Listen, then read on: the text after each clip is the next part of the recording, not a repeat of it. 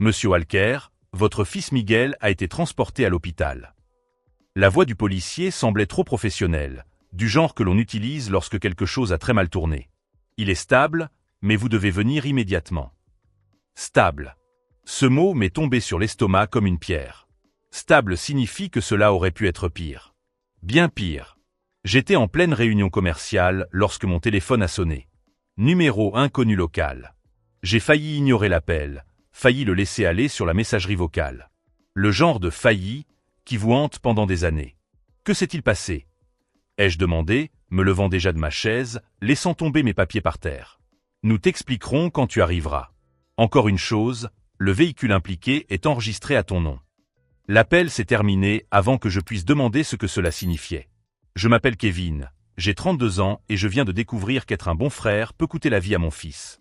Pendant une seconde, je suis resté là, le téléphone collé à l'oreille, à écouter le silence. Mes collègues ont continué à discuter des objectifs trimestriels, comme si mon monde ne venait pas de s'écrouler. Urgence, ai-je murmuré à mon patron, en prenant mes clés. Il a essayé de dire quelque chose de compréhensif, mais je courais déjà vers le parking. C'est là que je l'ai vu. Ma place vide. Bien sûr. J'avais prêté ma voiture à ma sœur Amanda ce matin-là. Elle m'avait appelé pour me dire que sa voiture était chez le garagiste et qu'elle avait besoin de prendre Miguel avec ses enfants pour aller faire un tour avec nos parents. Ça va être sympa, m'avait-elle dit. Miguel adore ses cousins. J'ai appelé un Uber, les mains tremblantes tandis que je tapais l'adresse de l'hôpital. Le chauffeur était du genre bavard, essayant d'engager la conversation sur le trafic alors que je comptais chaque seconde du trajet. À l'hôpital, tout semblait trop brillant et trop propre par rapport au chaos que je ressentais à l'intérieur. La réceptionniste m'a dirigé vers un couloir qui sentait le désinfectant et le désespoir. Papa. Sa voix était faible, cassée. Miguel était assis sur un brancard, tenant un gobelet en plastique à deux mains comme s'il s'agissait de la chose la plus précieuse au monde. Ses joues étaient rouges, ses yeux gonflés d'avoir tant pleuré. Je me suis précipité vers lui et l'ai pris dans mes bras. Il tremblait contre moi, petit et effrayé. Qu'est-il arrivé à mon fils? Ai-je demandé à l'infirmière qui s'approchait. Elle a gardé une voix calme et professionnelle. Miguel a été retrouvé seul dans une voiture garée. Un passant l'a entendu frapper à la vitre et pleurer. Ils ont appelé la sécurité, qui a alerté les secours. Seul. Dans une voiture. Mon estomac s'est retourné. Depuis combien de temps? Nous sommes encore en train de vérifier auprès de la police, mais ce n'était pas peu de temps. Miguel m'a murmuré à l'oreille, « Je pensais que vous m'aviez oublié pour toujours. » Cette phrase m'a brisé le cœur. Mon petit garçon de 5 ans, croyant que son père l'avait abandonné. Jamais, ai-je dit en le serrant plus fort dans mes bras. Je ne t'oublierai jamais. L'infirmière a poursuivi, physiquement, il va bien. Nous surveillons son hydratation et sa température. Mais en raison de son âge et des circonstances, nous avons dû signaler le cas. C'est la procédure standard. La procédure standard. Encore une phrase qui semblait trop insignifiante par rapport à ce qu'elle signifiait.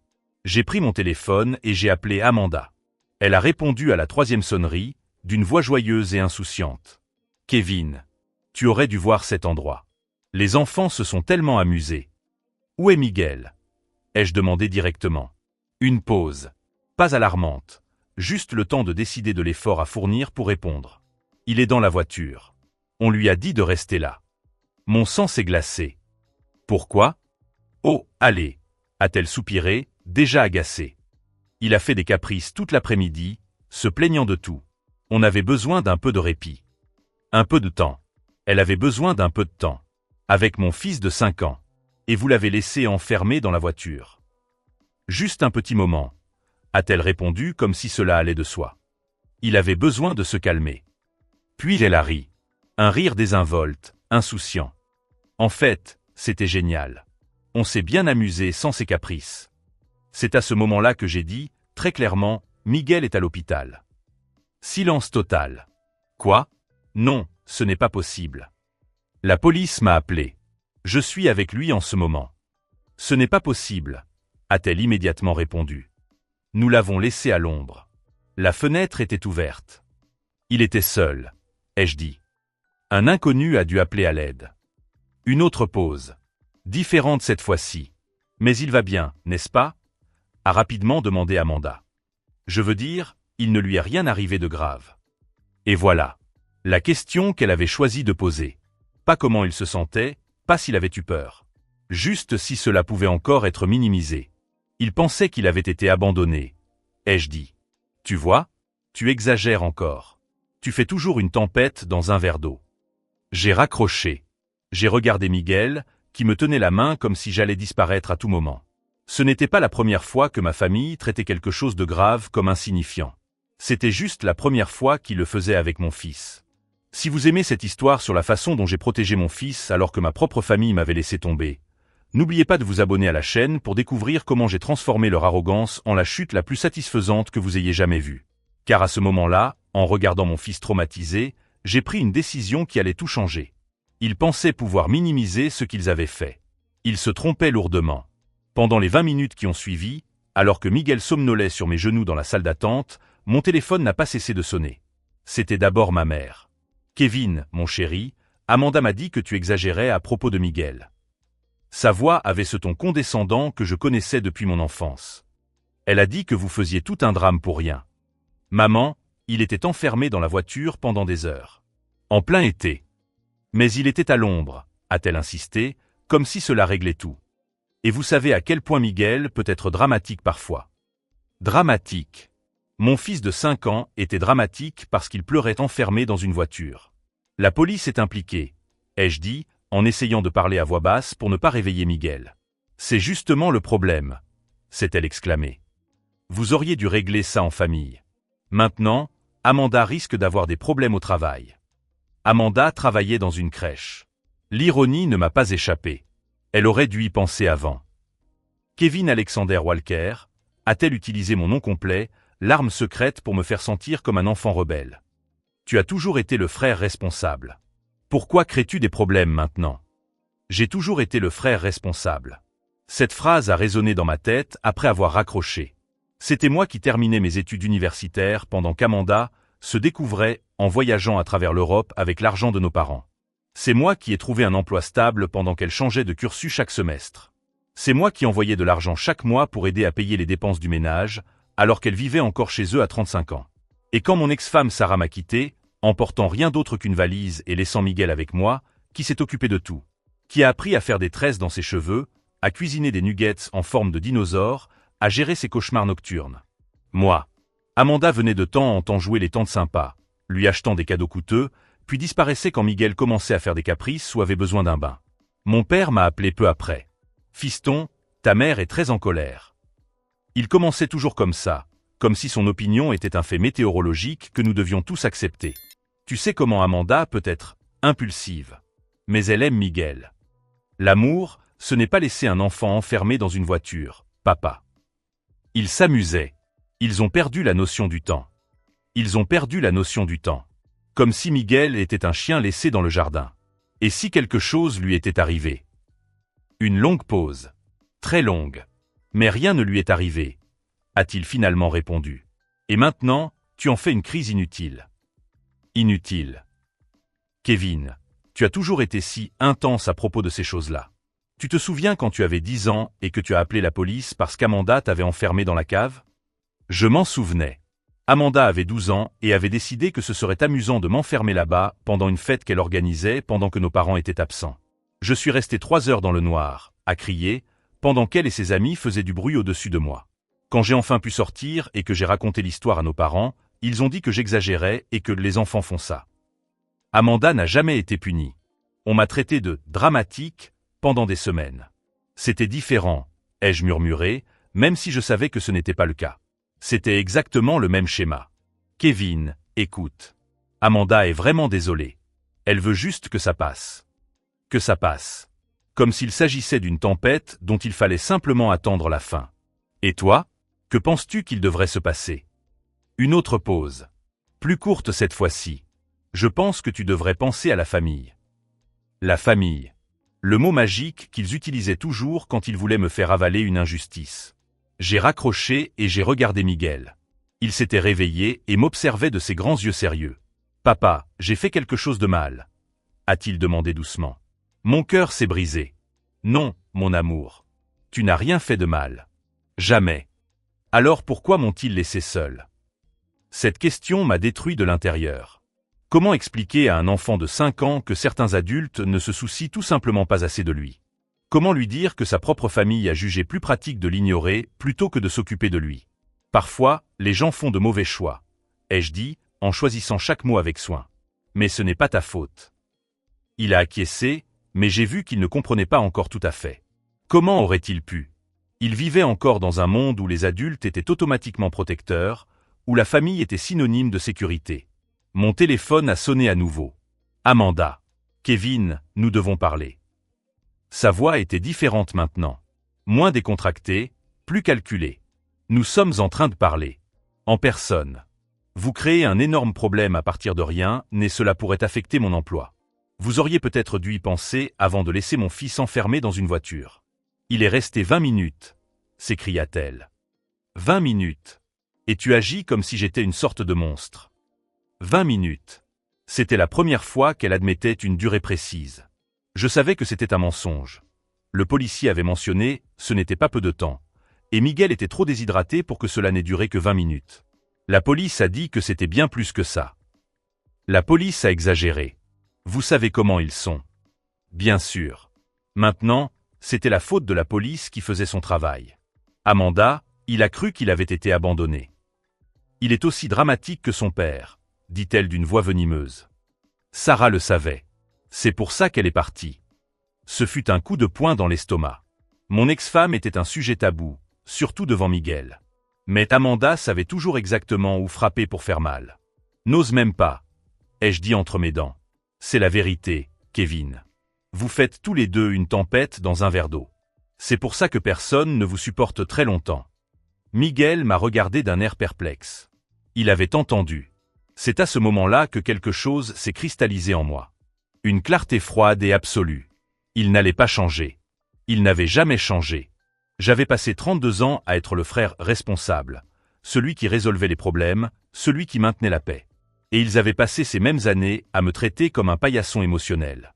Mais cette fois, il y avait une différence cruciale. Cette fois, il s'en était pris à mon fils. Tu sais quoi, Amanda? Dis-je, ma voix prenant un calme que je ne me connaissais pas. Tu as raison sur un point. J'ai toujours été intense quand il s'agit de protéger les personnes que j'aime. Je suis contente que tu le vois enfin. Et maintenant, tu vas découvrir à quel point je peux être intense. J'ai raccroché avant qu'elle n'ait le temps de répondre. Miguel m'a tiré par la manche. Papa, ça veut dire quoi, intense? Je lui ai souri, ma décision prise. Ça veut dire que quand quelqu'un fait du mal à notre famille, on ne laisse pas passer. Pendant que nous attendions de pouvoir parler à nouveau à l'officier, j'ai passé quelques coups de fil discrets. À mon avocat, à mon patron, pour demander quelques jours de congé. Et à une personne qu'Amanda n'aurait jamais imaginé que je connaissais, quelqu'un de la direction de la crèche où elle travaillait. Car Amanda avait commis une erreur fatale. Elle pensait que j'allais réagir comme d'habitude, me plaindre, protester, mais finalement tout avaler, pour la famille. Ce qu'elle ne savait pas, c'est que le fait d'être père m'avait transformé en quelque chose qu'elle n'avait jamais vu auparavant. Et cette transformation ne faisait que commencer. 3 jours s'étaient écoulés depuis l'hôpital. 3 jours pendant lesquels ma famille avait décidé que la meilleure stratégie était de me bombarder d'appels, de messages et de visites inopinées. Miguel ne dormait toujours pas bien. Il se réveillait au milieu de la nuit pour me demander si j'étais là, si je n'allais pas partir. La deuxième nuit, je l'ai trouvé assis sur le sol de ma chambre, me regardant simplement dormir. « Pourquoi tu n'es pas parti ?» m'a-t-il demandé quand j'ai ouvert les yeux. « Pourquoi partirais-je, mon amour ?»« Parce que tout le monde part quand je fais des bêtises. » Mon cœur s'est brisé. Un enfant de 5 ans ne devrait pas avoir cette croyance. Le lendemain matin, alors que Miguel jouait avec ses dinosaures sur le sol du salon, mon téléphone a sonné. C'était ma tante Hélène, la sœur de ma mère. « Kevin, mon chéri, ta mère m'a parlé de toute cette histoire avec Miguel. » Histoire. Bien sûr. Elle m'a dit que tu exagérais au sujet du temps qu'il a passé dans la voiture. Qu'il était en parfaite sécurité. Tante Hélène, il est resté enfermé seul pendant des heures. Par une journée de chaleur extrême. Mais mon cher, sa voix avait ce ton condescendant dont je me souvenais depuis mon enfance, les enfants sont résistants. Et Amanda adore ce garçon. Elle ne le mettrait jamais en danger réel. Réel. Comme s'il existait des degrés acceptables de danger pour un enfant. La police ne l'a pas vu de cette façon. Un long soupir. Kevin, tu as toujours été si dramatique à propos de ces choses-là. Tu te souviens quand tu étais petit et que tu t'es retrouvé enfermé dans la cave? Tu avais aussi appelé la police ce jour-là. Et voilà que l'histoire de la cave refaisait surface. Comme si un traumatisme d'enfance justifiait de minimiser le danger actuel auquel mon fils était exposé. C'était différent. C'était exactement la même chose. Amanda n'était qu'une enfant qui jouait, et tu en as fait une tragédie. J'ai raccroché. 20 minutes plus tard, mon cousin Jake m'a appelé. Puis ma tante Patricia. Puis la voisine de mes parents, Madame Rosemary, qui me connaissait depuis mon enfance. Tous avec la même histoire. Tous inquiets que je dramatise. Tous suggérant que je devrais penser à la famille. C'est là que j'ai compris, ils orchestraient une campagne. Ma mère appelait toutes les personnes qu'elle connaissait, répandant leur version de l'histoire, me dépeignant comme le fils hystérique qui détruisait la famille sur un coup de tête. J'ai pris mon téléphone portable et j'ai commencé à enregistrer un message sur mon répondeur vocal, une chose que j'avais apprise à faire après que Sarah m'ait quitté, documenter les conversations importantes. Lundi, 10h15. 5e appel aujourd'hui de membres de ma famille me disant que j'exagère au sujet de Miguel qui a été laissé enfermé dans la voiture. Clair exemple de manipulation coordonnée. Miguel a levé les yeux de ses jouets. Papa, c'est quoi exagérer? Avant que je puisse répondre, la sonnette a retenti. J'ai ouvert la porte et Amanda était là, tenant 2 tasses de café et arborant un sourire forcé. Salut, petit frère. Je t'ai apporté du café de ton café préféré. On peut discuter? Miguel, va jouer dans ta chambre pendant quelques minutes, ai-je dit en gardant un ton calme. Elle est entrée sans y être invitée, a posé les cafés sur la table et s'est assise sur mon canapé comme si elle était chez elle. Kevin, j'ai besoin que tu comprennes ma position. Sa voix était douce, presque affectueuse. C'était le ton qu'elle utilisait quand elle voulait quelque chose. Je travaille avec des enfants depuis 3 ans. Si cela arrive aux oreilles du conseil de la crèche, je risque de tout perdre. Tu aurais peut-être dû y penser avant. Avant quoi? Elle a ri, mais il n'y avait aucune trace d'humour dans sa voix. Avant de gronder Miguel, il faisait une crise depuis 2 heures, Kevin. 2 heures. Il criait, donnait des coups de pied, dérangeait tout le monde. Une crise. Un enfant de 5 ans qui se comportait normalement pour un enfant de 5 ans. Cela ne justifie pas de le laisser seul dans la voiture. Il était en sécurité. À l'ombre, avec la fenêtre ouverte. Pendant 20 minutes maximum. 20 minutes, encore. Mais l'agent avait mentionné, ce n'était pas peu de temps. Et Miguel était arrivé à l'hôpital déshydraté. Amanda, il était désespéré quand ils sont arrivés à l'hôpital. Il pensait qu'il avait été abandonné. Parce que tu l'as dramaturgé, a-t-elle explosé, et pendant un instant, le masque est tombé. Tu as toujours fait ça avec lui, Kevin. Tu transformes n'importe quelle situation normale en tragédie. C'est pour ça que Sarah t'a quitté. Cette fois, j'étais prêt à encaisser le coup bas. J'ai gardé une expression neutre. C'est intéressant que tu mentionnes ça, ai-je dit calmement. Parce que Sarah m'a appelé hier. Amanda a cligné des yeux, perplexe. Elle a appris ce qui s'était passé par une amie commune. Tu veux savoir ce qu'elle a dit? Amanda n'a pas répondu. Elle a dit, Kevin, tu protèges notre fils exactement comme tu le devrais. Continue à le faire. Ce n'était pas vrai. Sarah n'avait pas appelé. Mais Amanda ne le savait pas, et j'ai vu le doute s'installer dans ses yeux. Elle a aussi dit quelque chose d'intéressant, ai-je poursuivi, improvisant. Elle se souvenait du jour où tu avais joué à m'enfermer dans la cave pendant ta fête d'anniversaire. Sarah a toujours trouvé étrange la réaction de nos parents à l'époque. Amanda s'est légèrement recroquevillée. Tu sais ce que Sarah a dit d'autre? Qu'elle avait toujours eu l'impression que tu étais jalouse de Miguel. Que tu n'aimais pas l'attention qu'il recevait. C'est ridicule, s'écria Amanda en se levant brusquement. Ah oui? Alors explique-moi pourquoi Miguel revient toujours plus anxieux de ses sorties avec vous.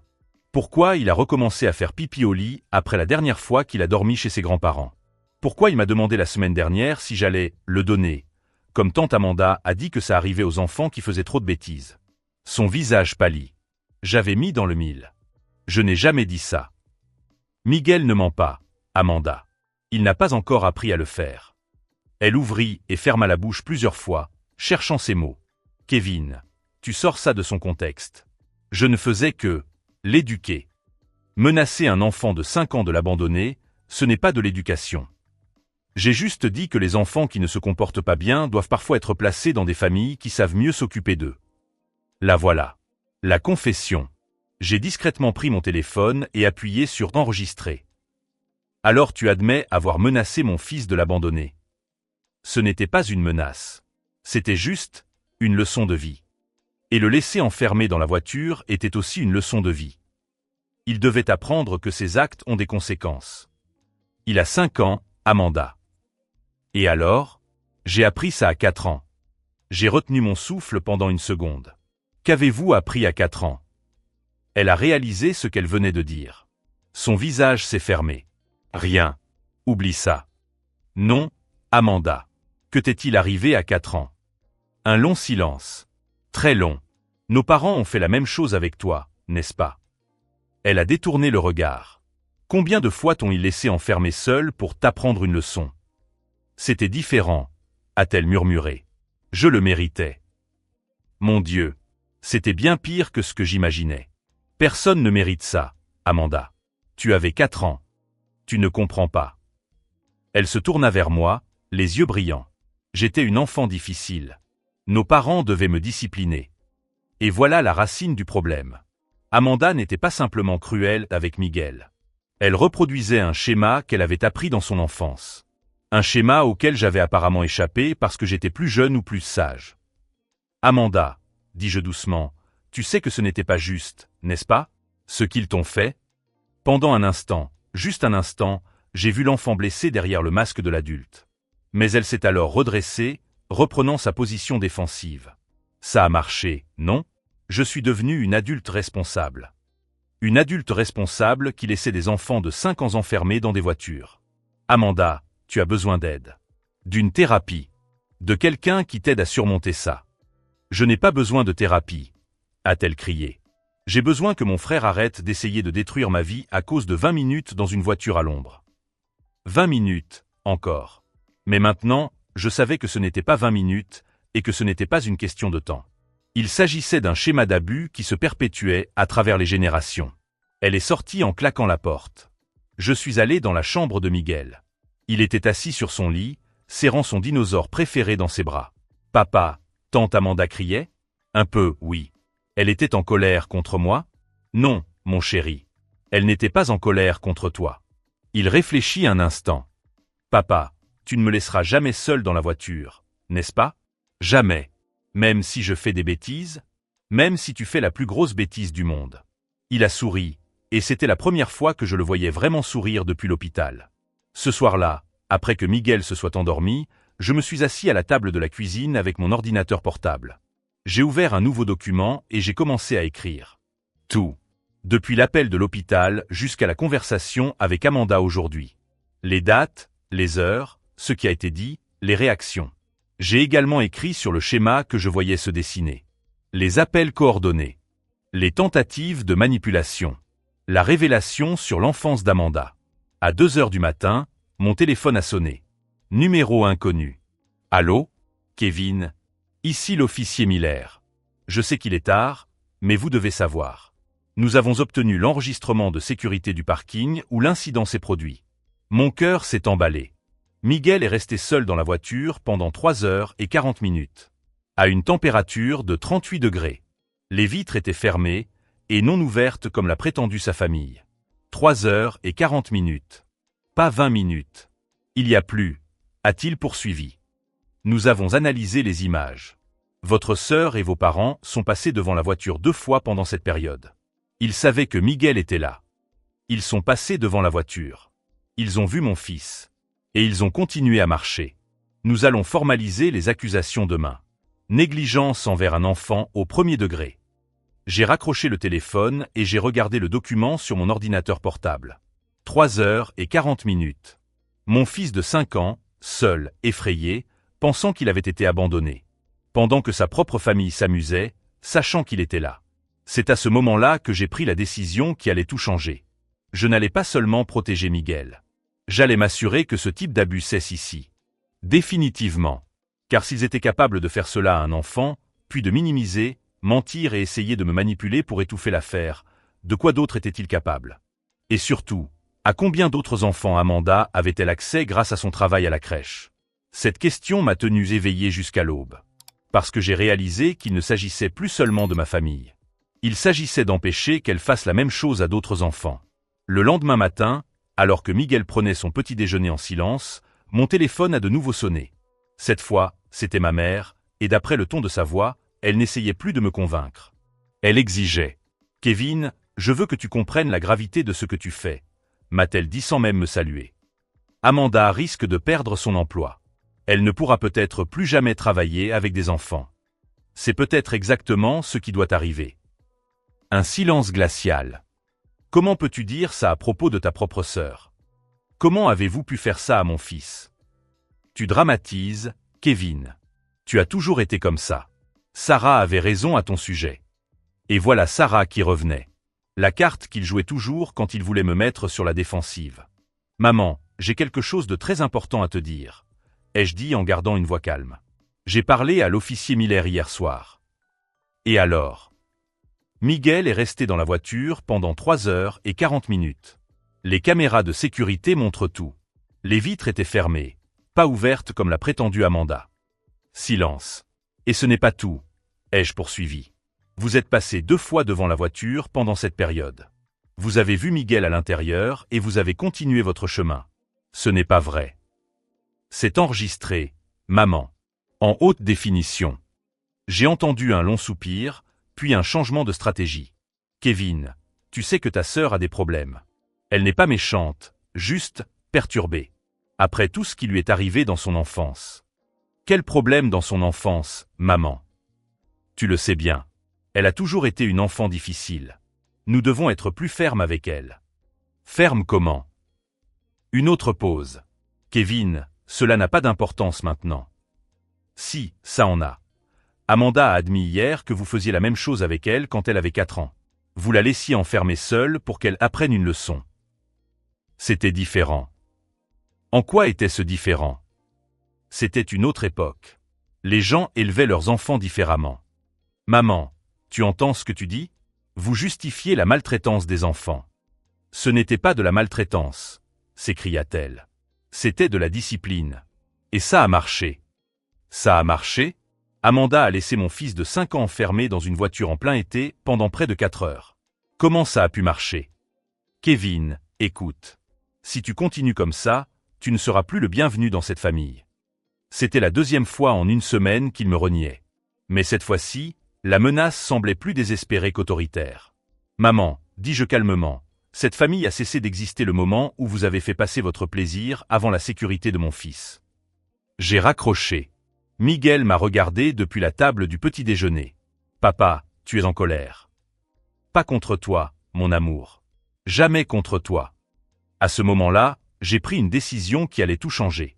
Je n'allais pas seulement protéger Miguel. J'allais tout documenter et m'assurer que d'autres enfants soient également protégés. J'ai ouvert mon ordinateur portable et créé un dossier intitulé « Preuves ».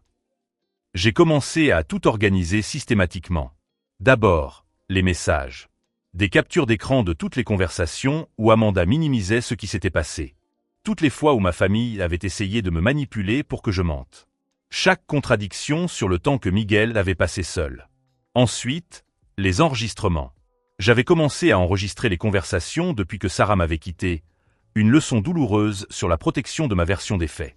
Les aveux d'Amanda sur les menaces proférées à Miguel, sur sa propre enfance traumatisante, sur les 20 minutes qui se sont transformées en près de 4 heures.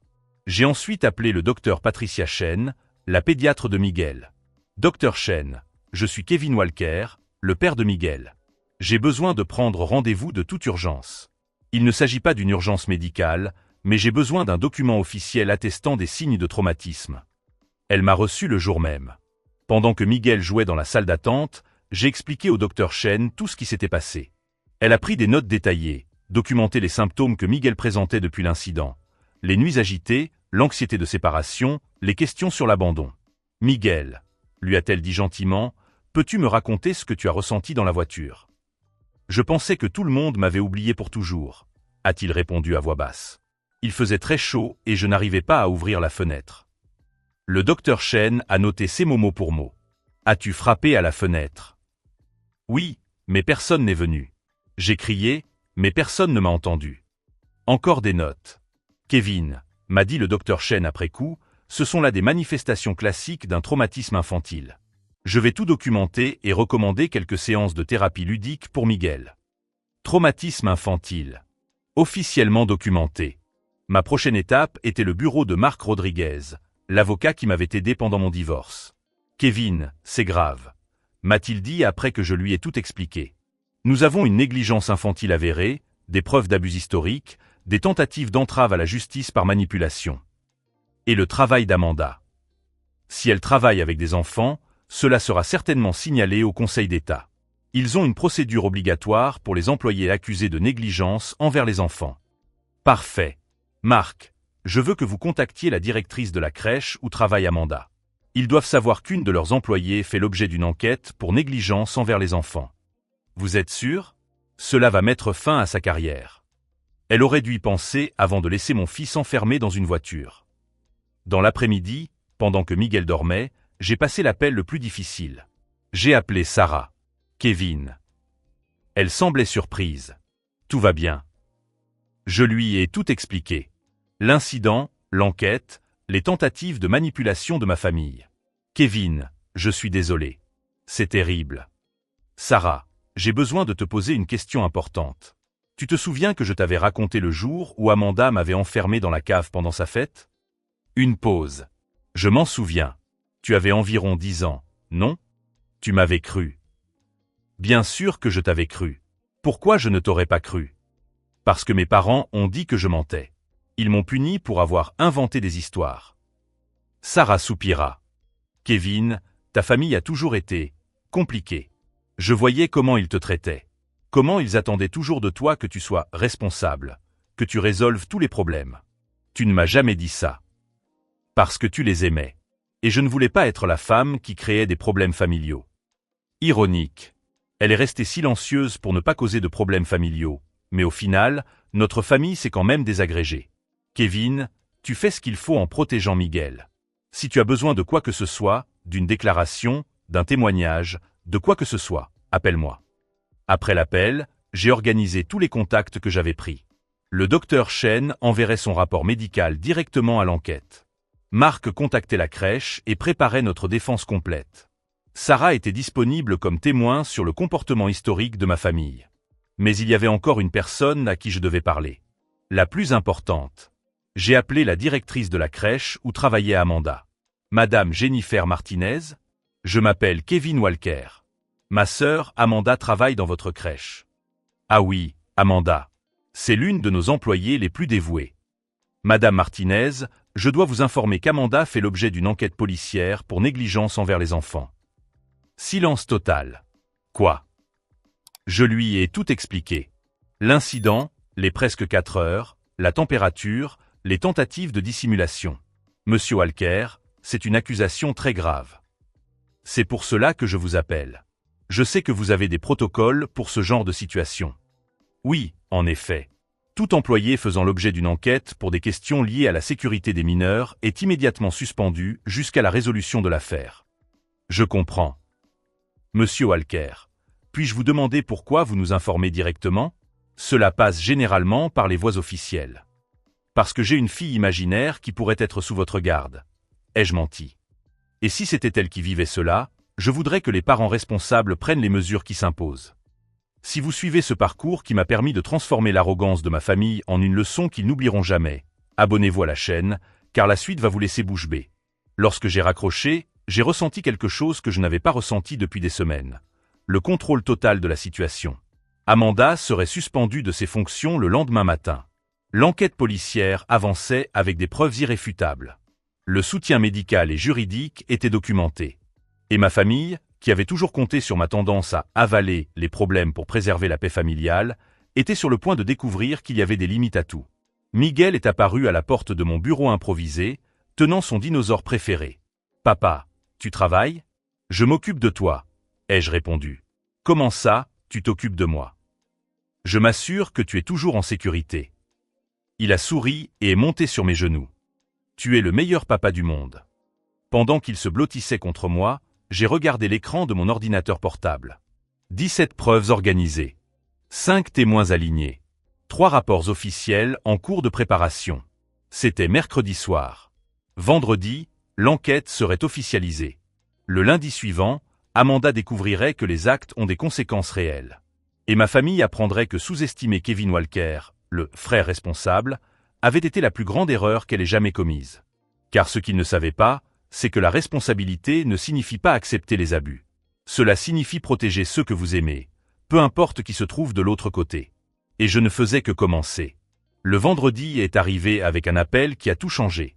C'était Amanda, et pour la première fois depuis des semaines, sa voix ne trahissait aucune arrogance. Seulement de la panique. « Kevin, je dois te parler. Maintenant. Je suis occupée. »« Ils m'ont licencié, » a-t-elle crié. « Ils m'ont licencié de la crèche. Ils ont dit que quelqu'un les avait informés d'une enquête policière. » J'ai gardé une voix neutre. « C'est dommage. C'est toi qui as fait ça. Tu les as appelés. J'ai protégé d'autres enfants. » Un silence de mort. « Tu n'as aucune idée de ce que tu viens de faire. »« J'en ai une idée très précise. »« Kevin, si tu ne répares pas ça, je vais dire à tout le monde que c'est toi qui as laissé Miguel dans la voiture. Que tu m'as prêté la voiture en sachant que j'étais ivre. Que... » Amanda, l'interrompis-je calmement, tu aurais dû y penser avant de menacer un enfant de 5 ans de l'abandonner. De quoi parles-tu? J'ai tout enregistré. Le silence qui suivit fut si long que je crus qu'elle avait raccroché. Enregistré. Chaque conversation. Chaque aveu. Toi menaçant Miguel, confessant ta propre enfance traumatisante, mentant sur les 20 minutes qui se sont transformées en près de 4 heures. C'est illégal. Pas quand on protège un enfant. Je me suis arrêté un instant. Ah, et Amanda? Tu te souviens quand tu as dit que Miguel était aussi dramatique que son père? Et que Sarah m'avait quitté pour ça? Oui. Sarah m'a appelé hier. Une autre longue pause. Elle veut témoigner en ta faveur dans l'enquête.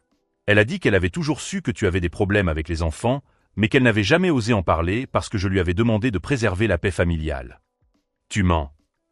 Elle se souvient parfaitement du jour où tu m'as enfermé dans la cave. Et du jour où tu as fait pleurer Miguel en lui disant que les enfants désobéissants étaient renvoyés dans d'autres familles. Amanda s'est mise à pleurer. Pas des larmes de tristesse, mais de pur désespoir. Kevin, ma vie est finie. Je ne peux plus travailler avec des enfants. Je n'ai pas d'autres qualifications. Que vais-je faire? Tu aurais dû y penser avant. S'il te plaît, m'a-t-elle supplié. Nous sommes une famille. Tu as toujours été le frère responsable. Arrange ça pour moi.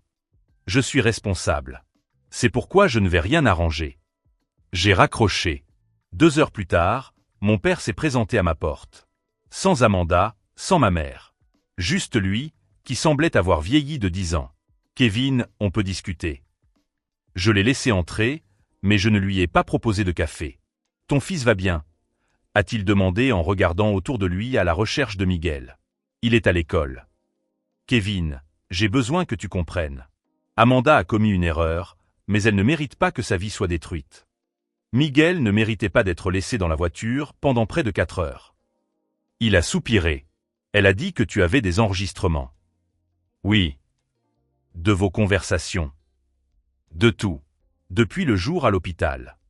Kevin, dit-il en se penchant vers lui, tu sais que cela pourrait détruire toute notre famille.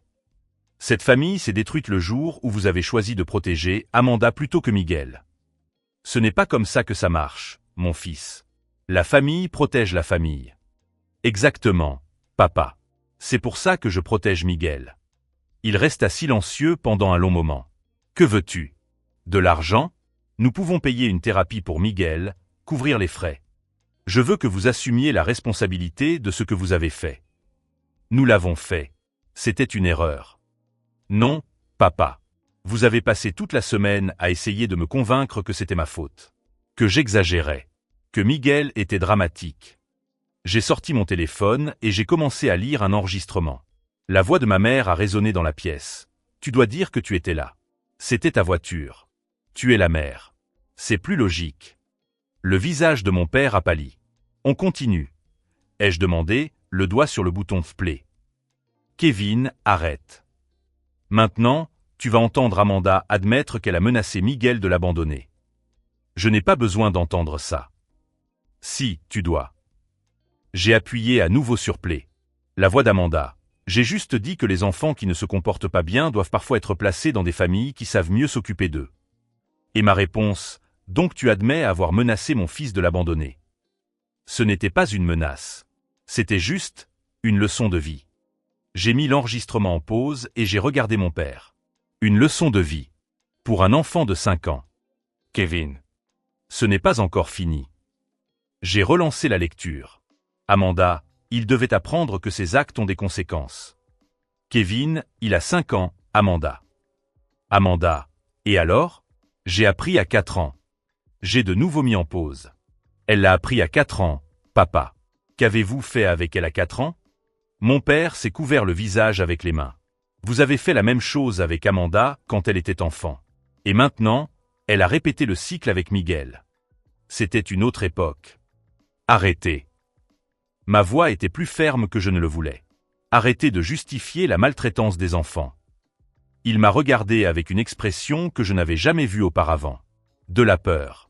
Que vas-tu faire de ces enregistrements? J'ai déjà tout remis à la police. Tout.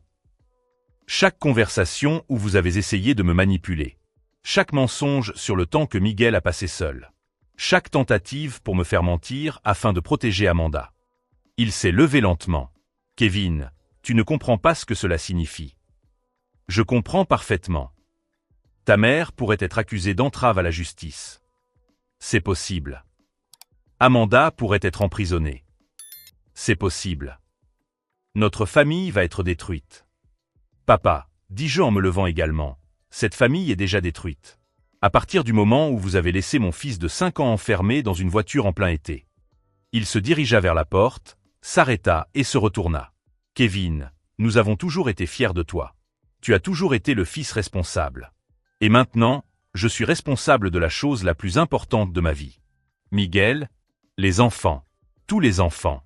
Il fronça les sourcils. Papa, Amanda travaille avec des dizaines d'enfants tous les jours. Si elle a pu faire ça à Miguel, de quoi d'autre est-elle capable? Elle ne ferait jamais de mal. Elle a laissé mon fils enfermé dans une voiture pendant près de 4 heures. En plein été. Sachant qu'il était là. Je laissais l'information faire son effet. Et quand elle a été confrontée, la première chose qu'elle a faite a été de reprocher à l'enfant d'être dramatique.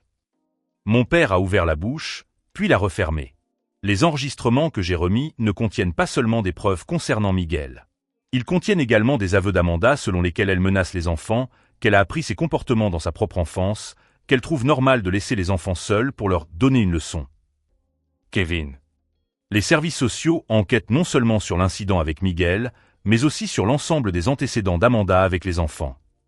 Son visage est devenu livide. Ils vont interroger chaque famille dont les enfants ont été confiés à ses soins.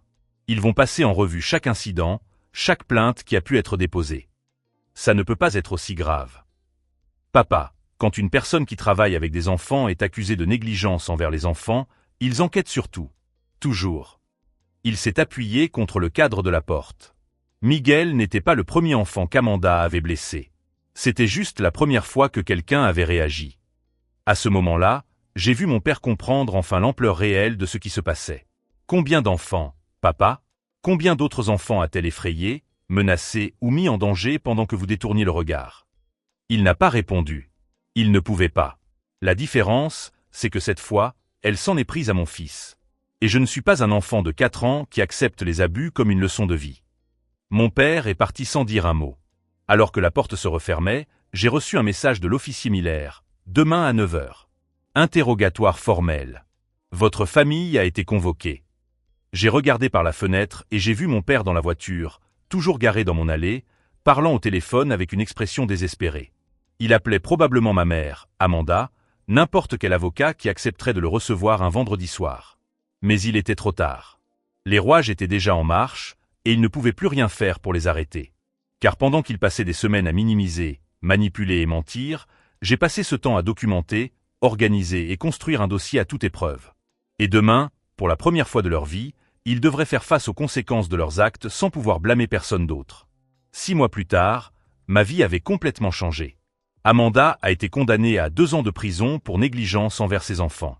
Ma mère, à 6 mois pour obstruction à la justice. Mon père a perdu sa maison en essayant de payer ses avocats. Mais la véritable victoire n'était pas de les voir payer. C'était de voir Miguel rire à nouveau. « Papa, aujourd'hui, j'ai appris à lasser mes chaussures tout seul », s'est-il écrié en rentrant de l'école. « Je suis si fier de toi. » lui ai-je dit en serrant dans mes bras mon petit garçon qui n'avait plus peur d'être abandonné. Le docteur Chen a déclaré que le traumatisme était en train d'être surmonté. Miguel dormait désormais toute la nuit. L'enquête menée à la crèche a révélé que 5 autres familles avaient déposé des plaintes contre Amanda. 5 enfants qu'elle avait effrayés, menacés ou punis de manière inappropriée. Aujourd'hui, tous ont obtenu justice. Sarah m'a appelé la semaine dernière. « Kevin, vous avez sauvé notre fils et protégé d'autres enfants. Je vous suis reconnaissante pour votre courage. J'ai appris que la famille n'est pas celle qui partage votre sang. C'est ceux qui protègent vos rêves. » Si cette histoire de transformation du traumatisme en force vous a inspiré, abonnez-vous à la chaîne pour découvrir d'autres histoires de courage et de justice. Miguel m'a demandé hier, « Papa, tu es un héros. » Je lui ai répondu, « Je suis juste un père qui t'aime plus que tout. » Parfois, être un héros, c'est simplement ne pas accepter que ceux que vous aimez soient blessés. Это как?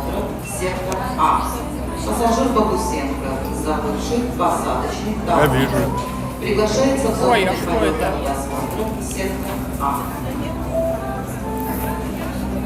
Это кто вставлял? А, какие-то подписки. Напрягает этот цвет. А что вам лампа не нравится? Ух, какая фотка классная. О,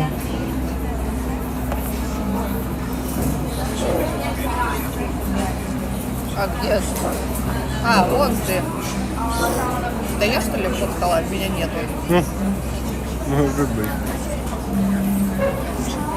Женя такой лицо. Юля, Марик. Ой, тут вообще все и Данил есть, и Маша. Класс.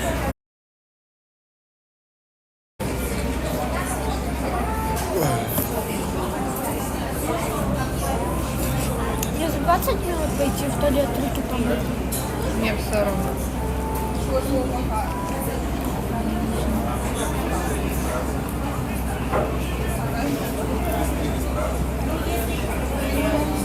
А Юля написала с днем рождения.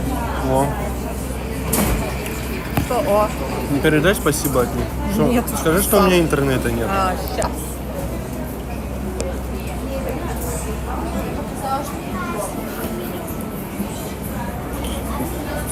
Сваливай в Анапу, Варениковку обратно. Если тебе пишу я. Точно. Какой ли? Дебил бы его. Блин. Очкарик, заткнись. Что, сколько людей тут есть? Бубнишь и бубнишь.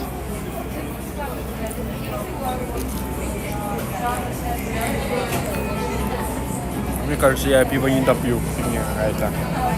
Как будто не допью это пиво, фигня.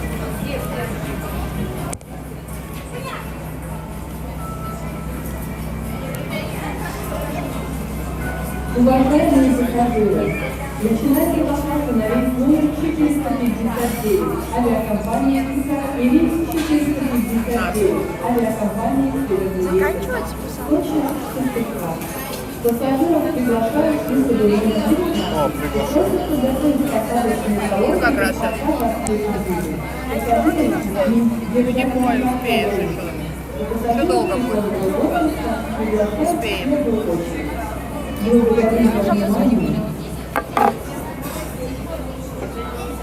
Много народу. Да, по-моему, полный Я самолет. губу порезал. А? Губу порезал. Чем? Не знаю, чем-то. У меня царапина как будто. Так, паспорт развернут обиден. Понятно? Что свет такой яркий над головой? Что вам эта лампа достала уже?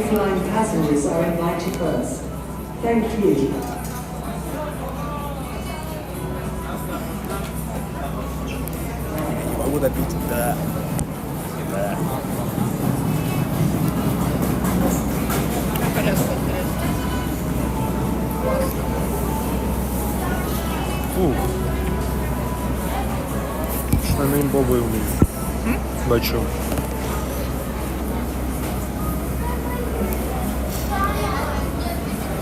Ой. Вот так вот. Твои беруши где? Это у меня тут должно быть. Найду, короче. Либо они в куртке у меня. А куртка? Пес.